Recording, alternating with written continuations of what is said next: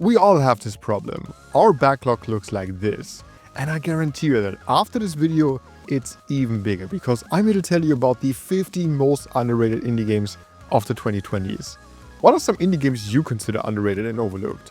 Let us all know in the comments. Alright, let's go. This is one of those games where I really don't understand why nobody talks about it. Though Path of the Teal Lotus is simply one of the best Metroidvanias of 2024. That's because it feels unique, new, and familiar at the same time. It focuses on acrobatic movement and platforming sections rather than combat. The various abilities you get open up the beautiful world, and getting from point A to B just gets more and more fun the further you progress. At the end of the game, all the abilities can be combined to create an insanely satisfying and fun movement flow. What I really like here is that the difficulty is mostly spot on, so it is challenging but rarely super hard. Only towards the end there are platforming sections that take it a bit too far and can be a bit frustrating, just so you know. The few bosses in this game are designed fantastically, and pretty much all of them incorporate some sort of platforming, which makes these fights unique and memorable. Yeah, overall this game nails the movement and the pacing is pretty much perfect. You probably love this if you like games like Celeste or the Ori series. This game should be way bigger, and I'm actually sad it isn't. OlliOlli World is a 2.5D skateboard game that absolutely perfected the gameplay. Of course, it's all about getting the highest score in every stage by performing stylish tricks with your skateboard. Remembering all the different button combinations for the tricks and nailing the timing is key, and the devs definitely found the sweet spot of easy to learn but hard to master. If you fail though, you immediately jump back to where you were and start over. No loading times, no delay, just right back into the action. So basically there's no way you can get frustrated with this game. The stages themselves are designed brilliantly, with multiple paths you can go, which is always a risk-reward kind of situations, which is just as rewarding as hitting that cute subscribe button if you enjoy videos like this. And overall, this game just has everything you could wish for. Customizable characters, one of the best featured soundtracks in any indie game, and a gorgeous art style. Honestly, OlliOlli World is a game you can play for a couple of minutes just trying to improve your high score, or play for hours straight because it's so damn fun and addictive. If you haven't played this, please do yourself a favor and try it. It's awesome. I know I've talked about this game a lot on this channel, but it's just so good, I have to keep recommending it. Dungeons of Hinterberg is an action-adventure that combines Zelda-like dungeon exploration and puzzle solving with light social elements similar to Persona, which is a fantastic mix. So one part of your day is exploring the Austrian Alps and finding the 25 dungeons. While the first couple are simple and there to introduce some mechanics, later dungeons offer some really unique and creative gameplay mechanics and challenging puzzles that feel very satisfying to solve. These dungeons constantly surprise you by doing something completely unique to them, something no other dungeon does, which is easily the best part about this game. The other half of your day is for interacting with people in your town and forming friendships, which actually rewards you with the useful stuff like health upgrades and other meaningful upgrades. All of this creates such an incredibly fun gameplay loop, and I could barely put down the controller. Dungeons of Hinterberg is an amazing game, and it can't be overlooked anymore. Another game I talked about countless times on the channel, but since this was my favorite indie game of 2024, I just don't want to stop talking about it. The reason for that is the perfect blend of a Zelda-like world and exploration with twin-stick shooter combat. The world is filled with secrets, hidden paths, and most importantly, dungeons. These are a mix of simple puzzles and challenging battles, and there's always a new special ability which opens up the world the more you progress. These range from combat abilities like a super shot to movement abilities like the boost. Exploration is definitely the highlight, since finding secrets not only is super satisfying, but super rewarding too. That's because you also gain XP that can be used to upgrade your ship, with a higher fire rate, more damage, greater speed, and so on. Upgrading a harmless and cute ship to a war machine that fires hundreds of bullets in seconds is just so much fun. I mean, seriously, the whole gameplay loop of Mini Shoot Adventures is addictive, and it's definitely among the most fun I had with an indie game ever. Asterigo's Curse of the Stars is one of these games I consider criminally underrated. It's an action-adventure with light Souls-like elements, and while it doesn't reinvent the wheel for the genre, it does some cool things that make this a really fun game. For example, you get all 6 weapons in the beginning of the game. That grants a refreshing freedom in character customization and encourages to try out different playstyles. Also, I really like the fact that you don't lose all your souls when you die, and that attacking doesn't cost stamina. That makes the well-designed and tough bosses less frustrating to fight, which actually makes Asterigos a great entry point into the Souls-like genre, because it's just so approachable. The incredible level design and how exploring the world works can definitely hold up with some of the most popular Souls-like. Asterigos doesn't go crazy with new ideas, but what it does extremely well. And if you're up for an action-adventure with a bit of a challenge, you should definitely give this one a try. Bzzzt is a fantastically designed precision platformer with beautiful pixel art and an awesome soundtrack. Each stage is a challenge since the game regularly introduces new obstacles and mechanics. Each time after a couple of stages, you unlock a new ability that can change the way the game's played quite a bit. From a fairly standard double jump to shape-shifting, this game has a few surprises up its sleeve. And it can get pretty challenging since one hit destroys your robot instantly. But that actually adds a satisfying need to master the stage and learn from every mistake you make. Since movement and new abilities make it very clear what you can do and what not, you always know that the key to successfully finishing a stage is to improve your skill. So the challenge feels satisfying and the stages are always fair. It's hard to put down the controller and not say, "Come on, just one more stage." That's how good this is. And honestly, I think this is one of the most underrated 2D platformers ever. Crossbuilds has to be the most interesting deck building game since Hearthstone. Basically, this is 2 games in one because there's an RPG and a roguelite mode. In the RPG mode, you choose a character and everyone comes with their own deck. You move on the board, talk to quirky NPCs, buy new cards and get into battle. The combat itself is a beautiful mix of simplicity and strategic thinking, since the position of your cards is crucial to win. That's because monster cards only ever attack in the same column they're spaced in. So it's all about finding synergies between the cards and outplaying your opponent. It's just so much fun. Then there's the roguelite mode that randomizes a couple of things but actually comes with a meaningful overall progression that keeps you motivated for a long time. To be fair, this is still in early access, but it's already such a polished, well-designed and fun game that I just had to include it here. I highly recommend you check this one out. Islets is one of my favorite Metroidvanias. The story is about you having to reunite torn islands, which also has an effect on the actual level design. While the 5 islands are separated areas at first that you have to enter from a hub area, the islands actually connect to one large map by the end of the game. While exploring the 5 distinctive areas, you get a bunch of abilities. Some standard ones like the double jump and some more unique ones like an arrow that creates clouds you can walk on. With every new ability, Islets becomes a faster and faster game with incredibly fluid and satisfying movement. By the end of the game, you master the movement and basically fly through the fantastically designed levels.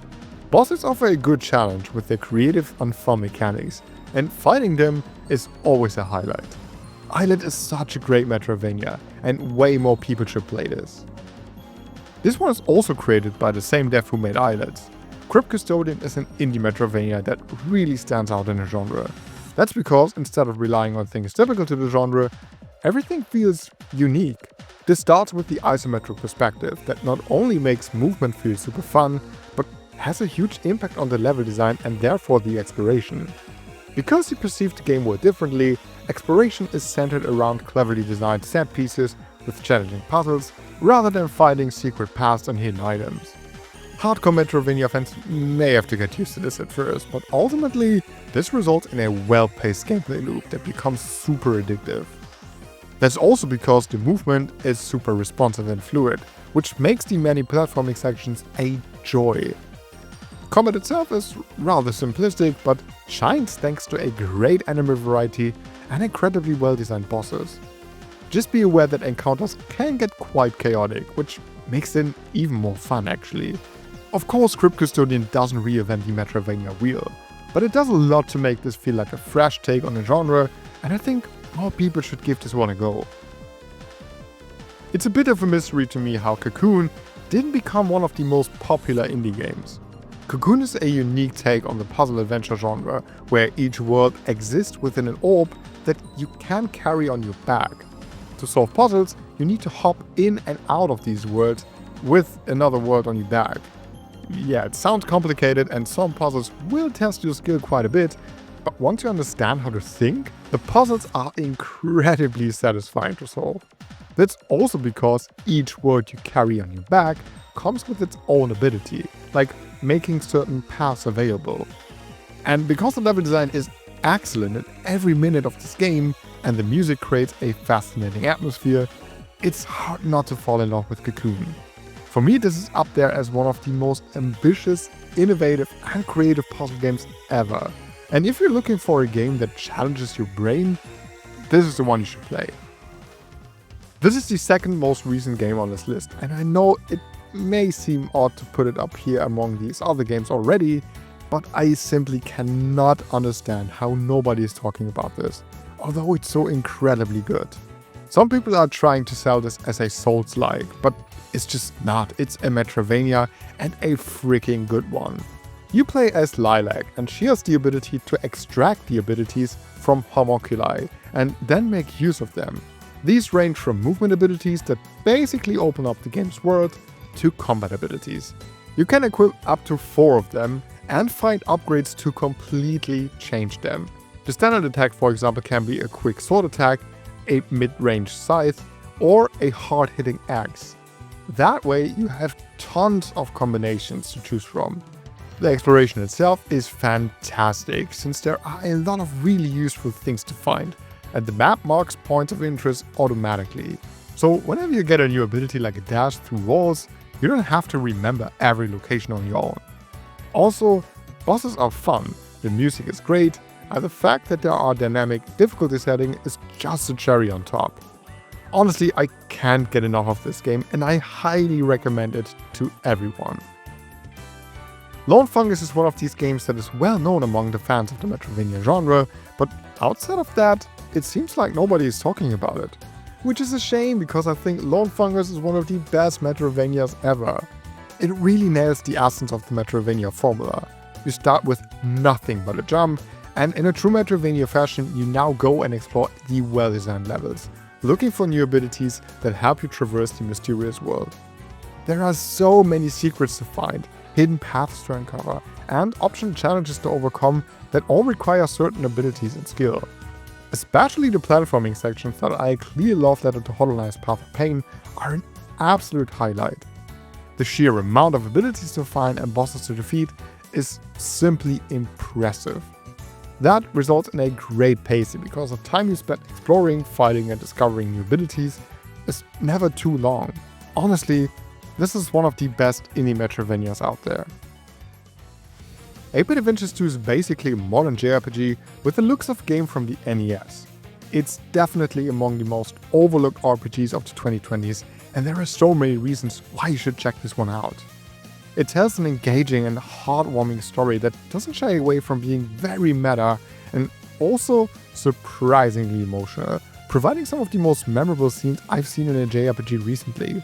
The fantastic writing and charming characters suck you into this vast fantasy world packed with brilliantly designed dungeons that are so much more than the standard corridor dungeons of some other RPGs.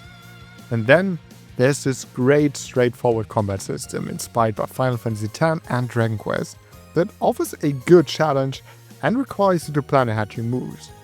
All that, combined with some clever modern features like the possibility to save everywhere, no random encounters, and so much more, creates a fantastic RPG. If you're looking for a nostalgic JRPG experience without the frustration of older games, you have to try 8-Bit Adventures 2. And no, you don't have to play the first one to understand this one. Gravity Circuit is a flashy, action-packed 2D platformer that almost feels like an addiction to play. That's because movement feels tight and precise. Therefore, rushing through each stage is a thrill, and finding secrets is actually satisfying because you're rewarded with stuff you can use to enhance your character's abilities. You need an extra layer of support when jumping? Why not unlock the double jump ability? Or alternate your wall gliding? No problem. That, combined with the excellent level design, make for a quite unique platforming experience. And to top it all off, boss designs are fantastic because their mechanics incorporate some platforming mechanics introduced with the stage. That's brilliant game design. Gravity Circuit feels like a modern version of Mega Man, with perfect movement, great stages, and an exhilarating soundtrack. If you're a fan of old school action platformers, you have to give this one a try. Keep Driving is the most recent game on this list, and yes, I know it might be early to say that this is underrated, but I feel there should be way more attention for this game, because it's awesome. Keep Driving is a game about a road trip through the country, but as a mix of an RPG and management game. The challenge is how you get from point A to point B. You need to keep an eye on energy, fuel, car damage, and your money, but also obstacles along the way, like slow driving trucks, groups of sheep, fallen trees, and so much more. These obstacles are turn-based battles that basically play out like a puzzle, where your skills need to match the symbols at the bottom of the screen. On the way you can pick up hitchhikers that add new skills, take a day job for extra money, shop for resources, upgrade your car, and so much more. I can confidently say that this may sound weird, but it totally works. This game is so much fun, and the early 2000s inspired indie soundtrack is beautiful and perfectly fitting for the road trip you're on. Keep Driving is a relaxing, unique, and super fun game. Check it out if you're into games that are really unique. Alright, that's the list. 15 indie games I think are completely underrated. What indie game do you think is underrated? Let us all know in the comments, and don't forget to hit subscribe if you love indie games, RPGs, Metrovanias, and videos about these kind of games. Alright, thanks for watching, have a great day, and I'll see you in the next video.